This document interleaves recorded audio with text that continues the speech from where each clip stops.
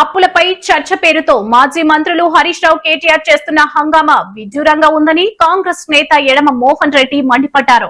మంత్రులున్నప్పుడు రాకుండా వారు వెళ్లిన తర్వాత వచ్చి లొల్లి చేస్తూ పోలీసులను బదనాం చేయడం సరికాదని విమర్శించారు. కేసీఆర్ సీఎం గా ఉన్నప్పుడు ఎమ్మెల్యేలకే అపాయింట్మెంట్ ఇచ్చేవాళ్లు కాదని, అలాంటి వారు ఇప్పుడు నీతులు చెప్పడం హాస్యాస్పదమన్నారు.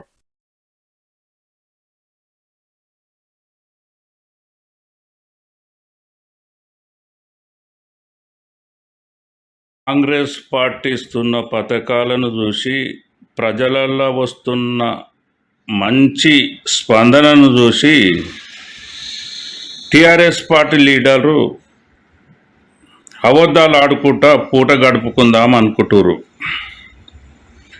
నిన్న కాంగ్రెస్ పార్టీ మంత్రులు వచ్చి చర్చలకు రా అంటే మంత్రులు వచ్చి కూర్చున్నప్పుడేమో తప్పించుకుంటారు, మంత్రులు పోయినాక వచ్చి లొల్లి చేసి అరెస్ట్ చేసినారు అని అబద్ధాలు ఆడతారు టీఆర్ఎస్ పార్టీది హరీష్ రావు, కేటీఆర్. టీఆర్ఎస్ పార్టీ అధికారంలో ఉన్నప్పుడు మినిమం టీఆర్ఎస్ పార్టీలో ఉన్న ఎమ్మెల్యేలనన్నా కేసీఆర్ కలవనిచ్చిండా? ప్రగతి భవన్లో కూర్చొని గేట్లకు కంచెలేసుకొని టీఆర్ఎస్ పార్టీ హోమ్ మినిస్టరు, ఆర్థిక శాఖ మినిస్టరు ఈటెల రాజేందర్, మహమూద్ అలీ గేట్ కాడికి వచ్చి వెంకకు మళ్ళీపోయిన సందర్భాలు మనం చూసినాం. మినిమం ప్రతిపక్షాలనన్నా కలవనీయకున్నా సరే కానీ పార్టీలో ఉన్న మంత్రులను, ఎమ్మెల్యేలను కూడా కలవనీయలేదు కేటీఆర్, కేసీఆర్. బీజేపీ ప్రధానమంత్రి వస్తే తెలంగాణకు వచ్చే నిధులు అడిగి ప్రధానమంత్రికి స్వాగతం పలికేది మర్చిపోయి తెలంగాణ ప్రధానమంత్రి వస్తుండు అంటే వ్యతిరేకంగా ఫ్లెక్సీలు కట్టి ధర్నాలు చేసి ధర్నాలు చేసిర్రు టీఆర్ఎస్ పార్టీ వాళ్ళు.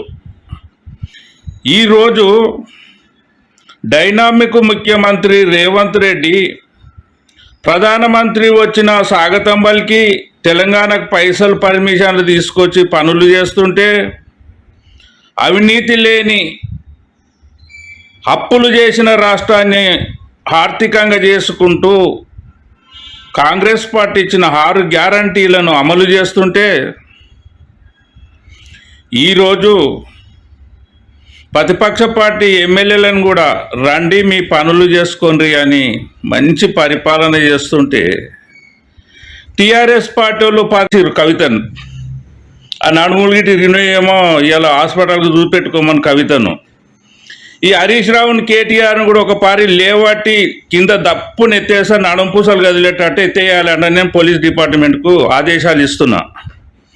ఎందుకు అంటే పొద్దుగాల లేచి వీధి కుక్కల కంటే ఎక్కువ మొరుగుతున్నారు. 10 ఏళ్ళు దోసుకున్న దొంగ లెక్కలు వాళ్ళకి బాగా తెలుసు కాబట్టి పొద్దుగాల లేచి రేవంత్ రెడ్డి దోసుకుంటుండు, కాంగ్రెస్ పార్టీ దోసుకుంటుంది. అరే ఆధారాలు చూపెట్టుర్రా నాయన అంటే ఒక్కదానికి అర్థం ఉండదు, పర్థం ఉండదు.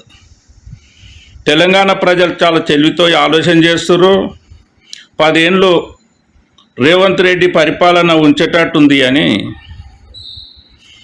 ఇంకా మహేశ్వరం నియోజకవర్గానికి వస్తేలకల్లా మా సబితక్క ₹1 కోటి ఎకరా ఈ భూమి ఇప్పిస్తున్నది. ఇప్పటి వరకు ఫోన్ చేసి అడిగినా వాళ్ళ అభిమానులను అడుగుతున్నా ₹1 కోటి నేను భూమి తీసుకొని ఇక రెడీ ఉన్నంటే మా సబితక్క ముందుకు వస్తలేదు, ముఖం చాటేసింది. మా సబితక్క అభిమానులు కూడా ముఖం చాటేసిరు, ఫోన్ లేపుతలేరు, ఫోన్లు చేసి అడుగుతుంటే. లాసరూరు గేట్ కాడికి వచ్చి ₹1 కోటి ఎకరా భూమి ఇవ్వాలి. ఫార్మాసిటీలో మీరు 10 ఏళ్ళు కొబ్బరికాయ కొట్టలేదు, తట్టెడు మట్టేయలేదు, మేము ఇటు పెడదాము అని విలేకరుల సమక్షంలో చర్చ పెడదాము అని వెంటనే మీరు రావాలి అని కాంగ్రెస్ పార్టీ నుంచి డిమాండ్ చేస్తున్నాం.